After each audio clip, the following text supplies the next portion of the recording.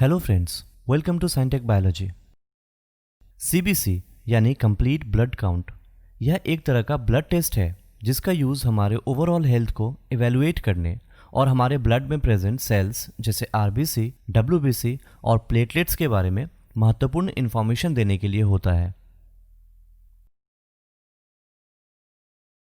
CBC test overall health screening के लिए किया जाता है। इसके अलावा डिफरेंट रीजन जैसे बॉडी में वीकनेस कंडीशन, कंटिन्यू फीवर का होना, वेट लॉस, ब्लड लॉस, कुछ इन्फेक्शन और कुछ ब्लड डिसऑर्डर जैसे ल्यूकेमिया का पता लगाने के लिए भी किया जाता है।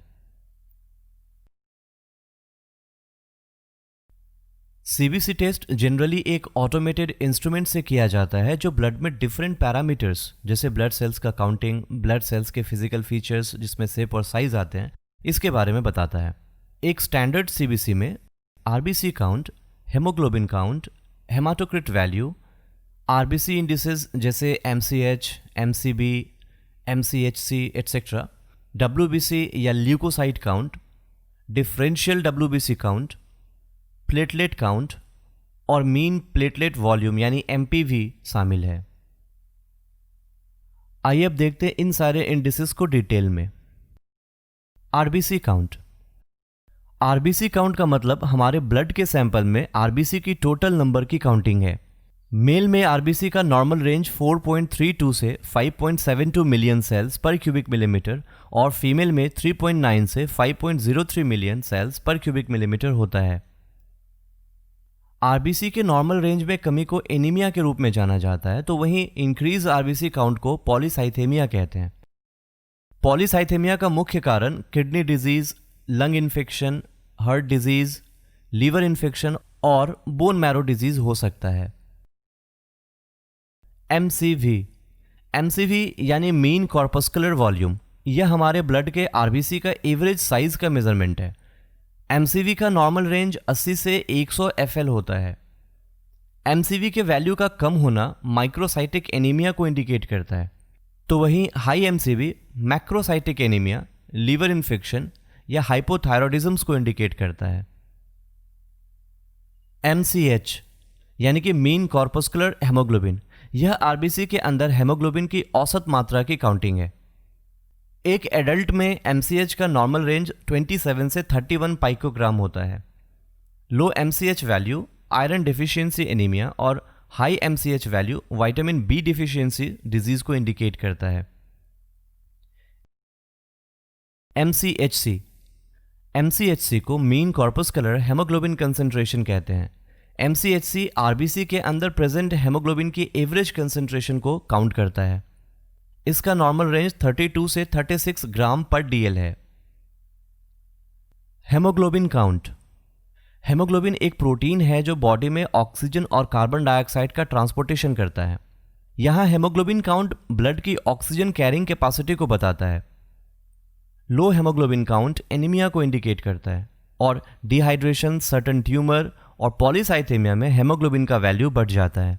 मेल में हेमोग्लोबिन का नॉर्मल वैल्यू 13.8 से 17.2 ग्राम पर डीएल होता है, तो वहीं फीमेल में हेमोग्लोबिन का नॉर्मल वैल्यू 12.1 से 15.1 ग्राम पर डीएल होता है। Haematocrit value. हेमाटोक्रिट जिसे पीसीबी या पैक्ड सेल वॉल्यूम भी कहा जाता है, यह ब्लड में आरबीसी के परसेंटेज को बताता है। मेल में हेमाटोक्रिट वैल्यू 40 से 50% तथा फीमेल में यह 36 से 45% तक होता है। लो हेमाटोक्रिट वैल्यू या लो पीसीवी वैल्यू एनीमिया को इंडिकेट करता है, तो वहीं high haematocrit value generally high altitude condition में और स्मोकर्स में दिखता है। WBC count. डब्ल्यूबीसी काउंट का मतलब एक व्यक्ति के ब्लड सैंपल्स में डब्ल्यूबीसी की टोटल काउंट है। डब्ल्यूबीसी का नॉर्मल वैल्यू 45,000 से 11,000 सेल्स पर माइक्रोलीटर होता है। डब्ल्यूबीसी या ल्यूकोसाइट्स काउंट स्वेलिंग में, इन्फेक्शन में, सर्जरी में, हाई फीवर में, किडनी डिजीज और ल्यूकेमिया जैसी बीमारी में बढ़ जाती है।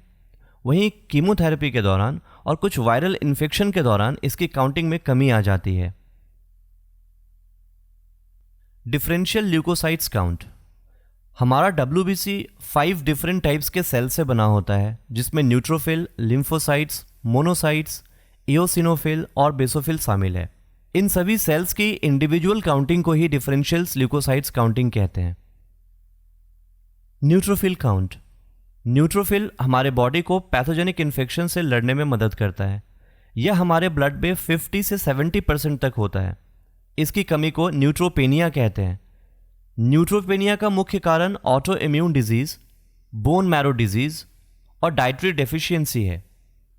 न्यूट्रोफिल के एक्सेस कंडीशन को न्यूट्रोफिलिया कहते हैं। Inflammation, trauma, heart attack, burn और कुछ बैक्टीरियल इन्फेक्शन न्यूट्रोफिलिया का कारण हो सकता है। लिम्फोसाइट्स। लिम्फोसाइट्स का काम हमारे बॉडी में एंटीबॉडी का फॉर्मेशन करना है। यह एंटीबॉडी जर्म्स और पैथोजन से हमें बचाता है। हमारे ब्लड में लिम्फोसाइट्स लगभग 20 to 40% तक होता है। हमारे ब्लड में लिम्फोसाइट्स का कम होना लिम्फोसाइटोपेनिया कहलाता है। रूमेटॉइड आर्थराइटिस, हेपेटाइटिस, टाइफॉइड जैसे बीमारी में लिम्फोसाइट्स काउंट कम हो जाता है। वहीं एक्यूट वायरल इन्फेक्शन जैसे चिकन पॉक्स या बैक्टीरियल इन्फेक्शन जैसे टीबी और ल्यूकेमिया में इसका वैल्यू बढ़ जाता है। मोनोसाइट। मोनोसाइट्स बॉडी में इन्फेक्शन से लड़ता है और इसका नॉर्मल रेंज 2 to 10% है। टीबी और रूमेटॉइड आर्थराइटिस जैसे बीमारी में इसका वैल्यू बढ़ जाता है। इओसिनोफिल। इओसिनोफिल हमारे बॉडी में एलर्जिक रिएक्शंस में भाग लेता है। इओसिनोफिल हमारे शरीर में 1 से 6% तक पाई जाती है। कुछ एलर्जिक डिजीज जैसे अस्थमा, हे फीवर और पैरासाइटिक इन्फेक्शन में इओसिनोफिल का काउंट बढ़ जाता है। बढ़े हुए इओसिनोफिल काउंट को इओसिनोफिलिया कहते हैं। बेसोफिल। जनरली बेसोफिल्स हमारे बॉडी में पैरासाइटिक इन्फेक्शन से लड़ता है, बट इसके साथ साथ ब्लड क्लॉटिंग में भी इसका इंपॉर्टेंट रोल है। बेसोफिल हमारे ब्लड में 0 से 2% तक मिलता है। कुछ इन्फेक्शन और इन्फ्लामेशन में इसका वैल्यू बढ़ जाता है। Platelet count. प्लेटलेट जिसे थ्रोम्बोसाइट्स भी कहा जाता है, यह हमारे ब्लड की सबसे छोटी सेल्स है जो क्लॉटिंग द्वारा ब्लीडिंग को रोकने में हेल्प करता है। प्लेटलेट काउंट का वैल्यू हमारे ब्लड में लगभग 1.5 लाख से 4 लाख पर माइक्रोलीटर तक होता है। प्लेटलेट काउंट का कम होना थ्रोम्बोसाइटोपेनिया और प्लेटलेट काउंट का इंक्रीज होना थ्रोम्बोसाइटोसिस कहलाता है। कुछ वायरल इन्फेक्शंस, सिरोसिस और ल्यूकेमिया में प्लेटलेट काउंट कम हो जाता है, जबकि कुछ कैंसर, आयरन डेफिशिएंसी एनीमिया और हेमोलाइटिक एनीमिया में प्लेटलेट काउंट बढ़ जाता है। Mean platelet volume. एमपीवी यानी मीन प्लेटलेट वॉल्यूम ब्लड में प्लेटलेट के एवरेज शेप की काउंटिंग है। कुछ डिजीज को डायग्नोस करने के लिए प्लेटलेट काउंट के साथ एमपीवी का यूज किया जाता है। इसका नॉर्मल रेंज 7.5 से 12 FL तक होता है।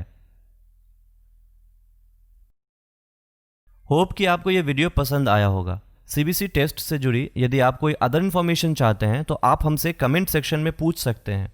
मिलते हैं फिर एक नए वीडियो में। Good bye.